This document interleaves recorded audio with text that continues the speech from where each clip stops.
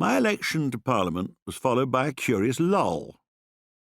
No one seemed to have noticed that I'd won, except that, to Gillian's amusement, the District Council invited me to the opening of a new sewage works near Orsworth. Eventually, I spoke on the telephone to John Gummer, also newly elected as the MP for Lewisham South. We admitted to each other that no one had contacted us, and we didn't know what to do.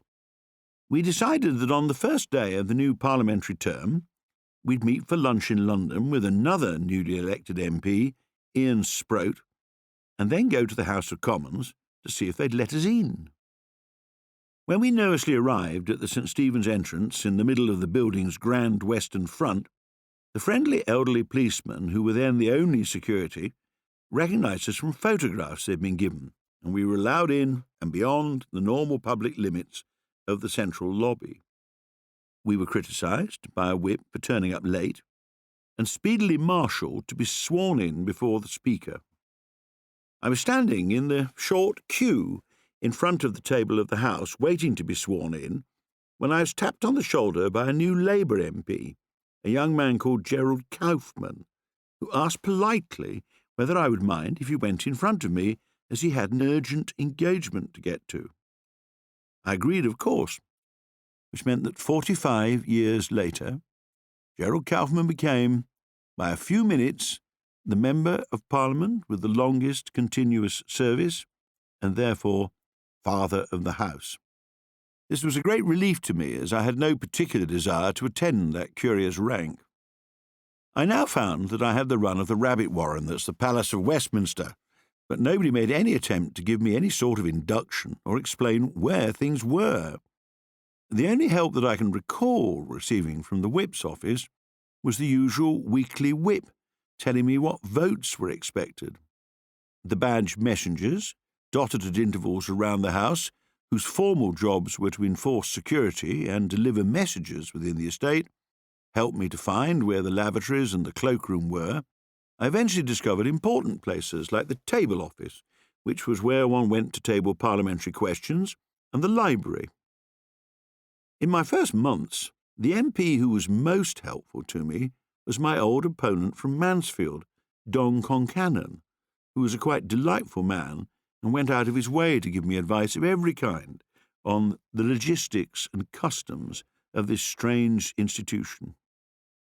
As I always intended, I continued with my legal practice, which meant making almost daily train journeys between Birmingham and London during the week, before my road journeys from Birmingham to Rushcliffe at the weekends.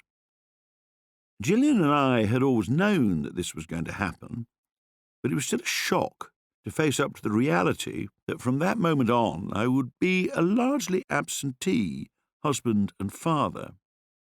With Kenneth aged 4 and Susan still not 2, a huge burden was now thrown upon Gillian to bring up our children at home in Birmingham, which she steadily undertook.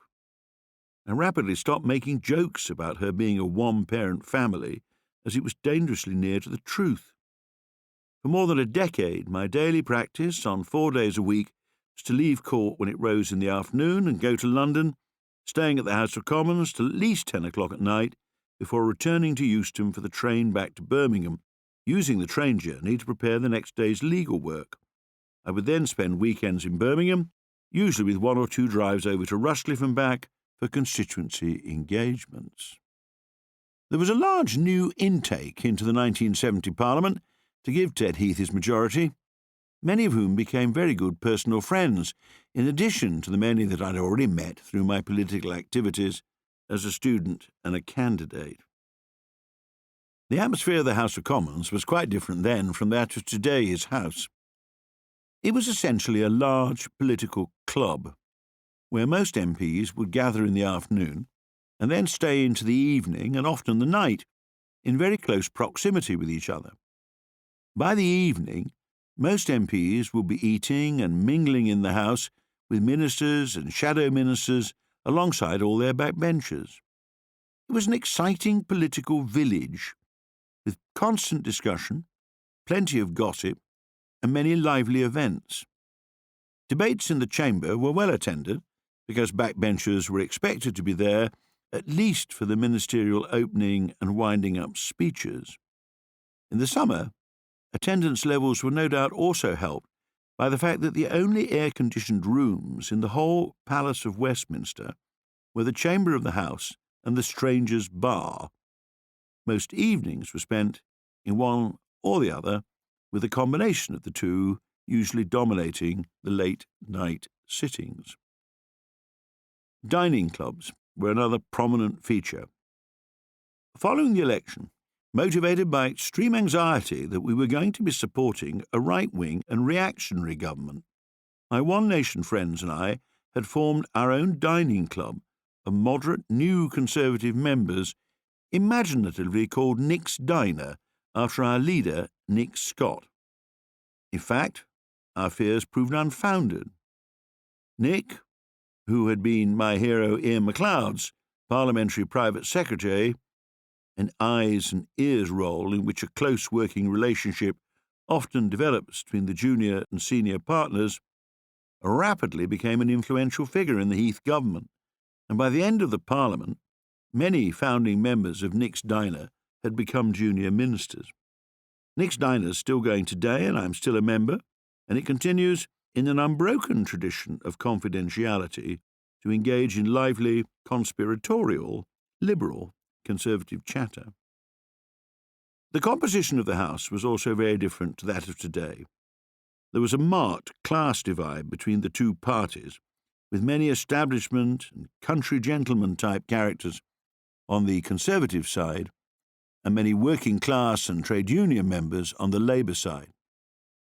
Almost all Conservatives wore the traditional formal black jacket, waistcoat and striped trousers, whereas most of the Labour members wore inexpensive suits, although the Hampstead set and those around Roy Jenkins were somewhat smarter. There were a grand total of 26 female MPs, of a possible 630, and they were almost all of a very particular type. To survive in the macho, aggressively male, clubland world of the House, female MPs had to be absolutely formidable. To use an old-fashioned term, meant entirely respectfully, they were battle axes, and they had an ability to strike terror into an unsuspecting young minister, or indeed anyone else they encountered. The vast majority of MPs were not remotely interested in seeking ministerial office, which was only pursued avidly by the minority of men of affairs who dominated the proceedings on both sides. The 1970 intake represented a break with this pattern. We were the first products of the meritocracy of Rab Butler's 1944 Education Act, a large cohort of 11-plus boys and university graduates, and we brought a new, earnest, professional, careerist political enthusiasm into the place on both sides of the House. But it was many years before this became the dominant approach. The most striking new members came from Northern Ireland.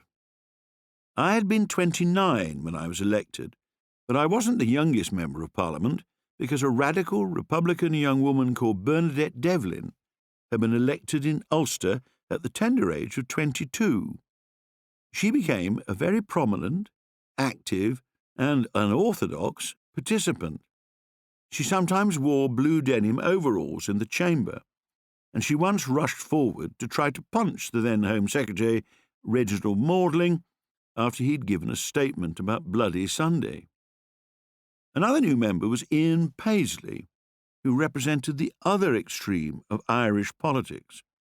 He was even then a formidable figure who insisted on addressing the chamber in a huge stentorian roar. We used to joke that he obviously intended his speeches to be heard by people on the other side of the Irish Sea.